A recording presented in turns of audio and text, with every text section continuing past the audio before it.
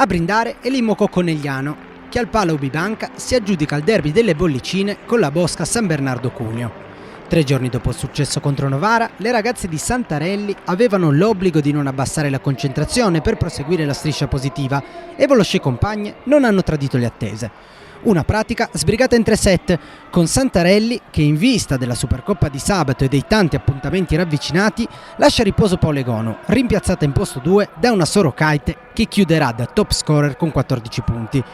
Il primo set però vive di alti e bassi, con l'Imoco che dal +6 inizia a sbagliare troppo, riportando in vita Cuneo che però alla fine è costretto comunque ad arrendersi, 25-23. Nel secondo parziale, invece, la musica è completamente differente. Conegliano è più costante e controlla il parziale dall'inizio alla fine. Vanè, che prova a tenere a galla le sue compagne, chiuderà la serata con 12 punti, ma non è sufficiente. Conegliano è dominante e il secondo set termina 25-14 per le Pantere.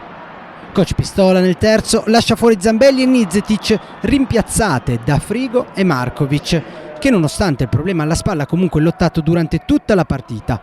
Sotto 16-11 la partita sembra andata, ma Cuneo prova comunque a rimanere lì a galla.